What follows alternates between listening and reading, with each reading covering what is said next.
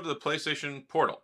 So I bought this for my son for a Christmas present, and first off, probably the hardest gift I've ever had to search for in my life because this thing was basically sold out everywhere. Inventory was terrible. History of basically every PlayStation anything for the last few years. So the last few generations. I remember all that PlayStation 2 trying to get one. But anyway, so one of the things with this is if you've never looked into the PlayStation Portal before, if you're not familiar with it, I thought I'd go ahead and make this video because there are a couple of things that are a little frustrating, and two, well, the average consumer might not be aware of. And the first one being might be simple, but you have to have a PlayStation 5 to use this. It's not a standalone console. This is not a Nintendo Switch. This is not like a portable handheld gaming PC like the Asus Republic Gaming Ally or the Lenovo Legion Go or Steam Deck. It requires you to have a PlayStation 5. But what you can do with it is if you are on your Wi-Fi at home and you have a PlayStation 5, you can connect this and then you can play, and it's a portal to the PlayStation 5. It allows you to basically remote play directly right here onto this. Now, I would demonstrate that right now when my son and his PlayStation are an hour across town. I did try to connect to it, but it was useless. It did connect, but it was not playable, and it looked terrible. So here's the thing. It's made really well. I really like the controls. I really like all the stuff. It's neat, dual sense, vibration motors, motion, all that stuff. It's built and made really well, and it really is frustrating because I wish this was a standalone console.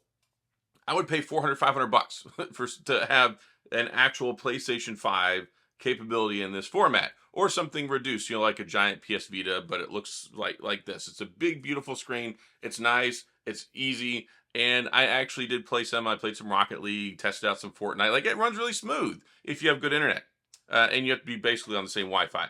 And ideally, you want to connect your PlayStation 5 to the Ethernet so you have the best connection possible. Like, plug your PlayStation 5 in with the Ethernet cable, like the traditional hardcore cable, right? It will help. So if you buy this and you find that your connection is a little spotty, it's not working so well, go that route. There are a few frustrations here. So it does have a headphone jack. Now, that's nice. I do appreciate this headphone jack. But if you want to use wireless, it uses Sony's proprietary signal, and you have to buy effectively the PlayStation wireless headset stuff, earbuds, to play on here. You can plug in whatever you want with the wire, but wirelessly you have to use the Sony stuff. It's not cheap, and I'm not going to go buy it to test it out. So it doesn't have support for normal Bluetooth or any regular old Joe Schmo headset. It doesn't play the games natively. It's just a direct link. It's like we've been doing this with Xbox Game Pass. We do it with PlayStation Portal, Direct Link, all those crazy things, Steam Link. There's lots of different ways we can play games over the ether, over the air, through Wi-Fi nowadays. But this one is limited to Wi-Fi 5. Now, Wi-Fi 6 has been around a while. They've got Wi-Fi 6E, Wi-Fi 7 is coming out. I don't know why they would only put Wi-Fi 5 on here, which is okay. And I mean, you're just kind of streaming and siphoning off the gameplay that's happening on your computer, or not your computer, but your PlayStation. So, I mean, it's mostly okay, but it could be better, and it doesn't really scale up for future applications. So that's another thing that's kind of concerning and irritating me. But here's the thing. From a hardware perspective, from a gameplay perspective, from a build quality perspective and aesthetics, and I really like this thing. And I've been a handheld gamer for a long time. I've made a lot of videos talking, I've talked about the Lenovo Legion Go, the Asus ROG Ally, the Steam Deck.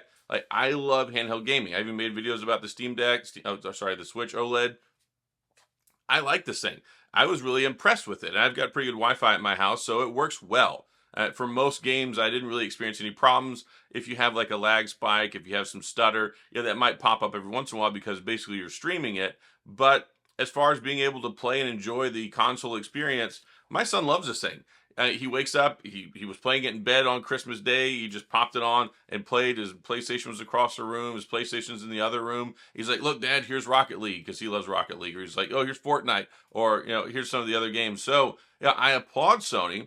And I think $199 is probably even pretty fair. A lot of the other things you see, like the Backbone, which I made a video, well, I didn't make a video dedicated. I talked about it in a gaming phone video because I think the Backbone controller is really good.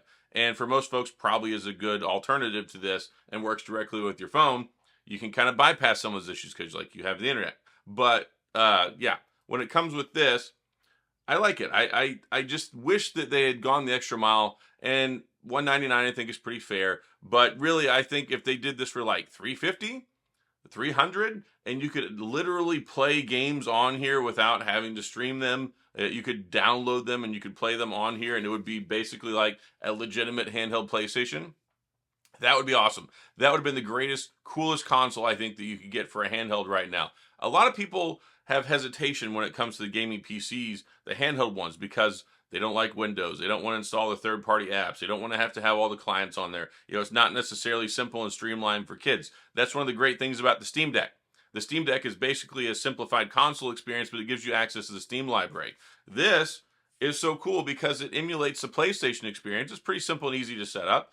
It has a beautiful, gorgeous screen, great controllers. You know, it's made from PlayStation, like Sony makes this.